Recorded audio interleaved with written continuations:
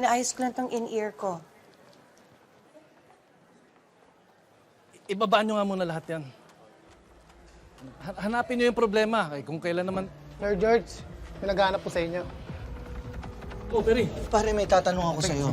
Silipin mo nga doon sa ilalim at baka may napuputulang koneksyon doon. Silipin mo. Pare, mag-usap tayo. Sige na, please. May tatanong lang ako sa'yo.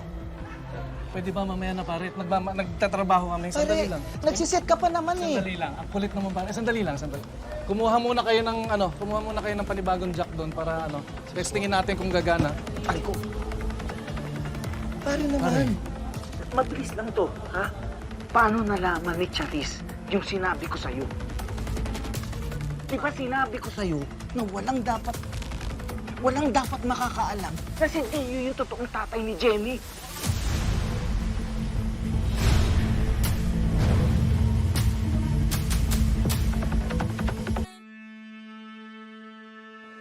Pare naman.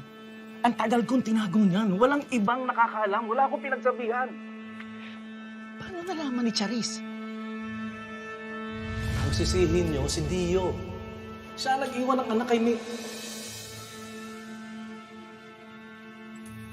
Ano sabi mo? Yun ba? Oo, inaamin ko. Pero hindi ko na ituloy. Walang ibang lumabas sa bibig ko. Pero parang naghinala pa rin siya. Pare naman, hinala lang yun. Ha? Kung walang aamin, hindi mako-confirm. Ha? Pare, safe pa rin kayo ni Minchi. Ipinapangako ko. Wala nang lalabas sa bibig ko. Wala nang ibang makakaalam. Ha?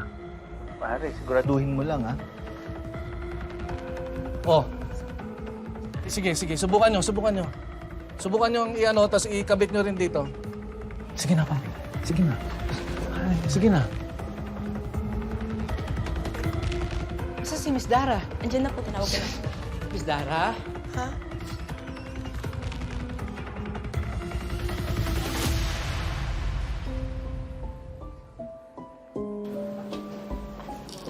Anong nangyayari? Ayos ka ba? Miss Dara, that's your cue na po. We really have to go. Pasensya na po kasi tapos na po yung performance ng Yumi. Tara na po, we have to go to the stage right na po. Miss Dara, please. Sasamahan ko naman po kayo eh. Sige po.